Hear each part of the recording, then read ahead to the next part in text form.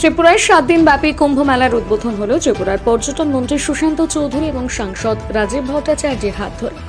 আজ 25শে ডিসেম্বর বুধবার পশ্চিম ত্রিপুরা জেলা রানীর বাজারের আশ্রামপাড়া স্থিত কুম্ভনগরী কুম্ভকালী মন্দিরের কুম্ভ তীর্থ দশমী ঘাট পরিসরে ত্রিপুরেশ্বরী কুম্ভ মেলা পরিষদ ও কুম্ভ কালী বাড়ির যৌথ উদ্যোগে ও পরিচালনায় রাজ্যসভার সাংসদ রাজীব ভট্টাচার্য এবং ত্রিপুরার পর্যটন মন্ত্রী সুশান্ত চৌধুরীর হাত ধরে 7 দিন ব্যাপী কুম্ভ মেলার উদ্বোধন হল।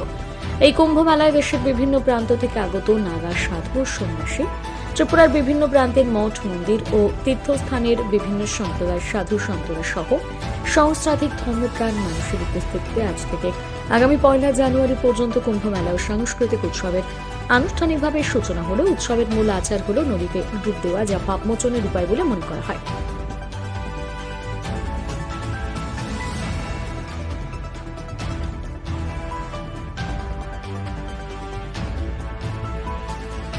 যে জিনিস সেটা হলো আমরা সনাতনে বিশ্বাস করি।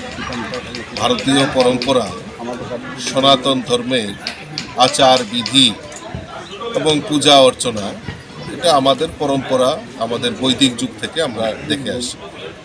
এবং এই যে কুম্ভ, এই কুম্ভের একটা আলাদা মহত্ব রয়েছে।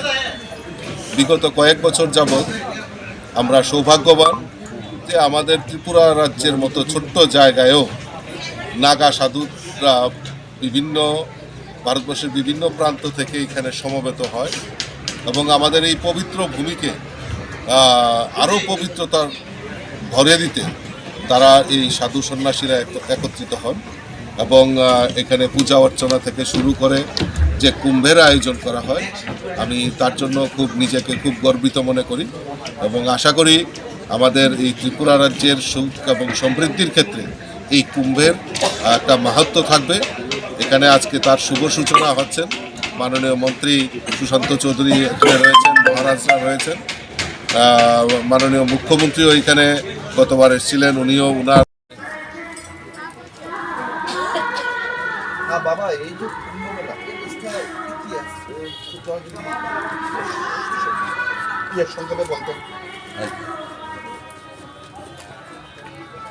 এই কুম্ভ কালী মা, আমরা এখানে যখন প্রথম এসেছিলাম, এখানে একটা ছোট্ট কুম্ভ হয়েছিল, মিনি কুম্ভ।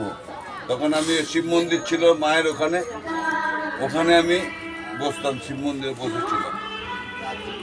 আস্তে আস্তে আস্তে এটা যখন আবার 3 বছর পূর্বে যখন হতে যাবে, তখন আবার এখানে কুম্ভ মেলা, মানুষ এই ত্রিপুরাবাসী এরা এখন কুম্ভ কি জিনিস এরা বুঝতো না। এই মাও সেই কলকাতার থেকে এসছে, মাকে আমি নিজে নিয়ে এসছি গাড়িতে বসিয়ে। আচ্ছা, নিয়ে আসার পর এখানে কুম্ভ হবে, সব এই যে কথাবার্তা সব মানুষের হই আল্লাহ মেজেছে।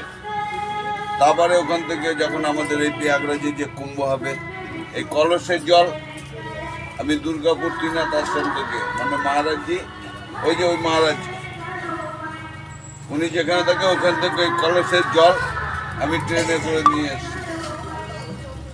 নিয়ে এসে এই কুম্ভ মেলা করছি, বড় আনন্দ আছে। ত্রিপুরাবাসীও খুব বড় আনন্দ রেখেছে। মায়ের যা সিদ্ধ সাধক যার কাছে যা বলছে তাই হচ্ছে। এর নয় যে কুম্ভ আমাদের কালী মা, এই জাগ্রত মা, এ কলকাতার থেকে বেরিয়ে এসছে। কিন্তু এখান থেকে ত্রিপুরার মা কলকাতায় গিয়ে বসে, ত্রিপুরার মায়ের এখানে বাংলার মেয়ে এসে বসে, একদম সিদ্ধ মা।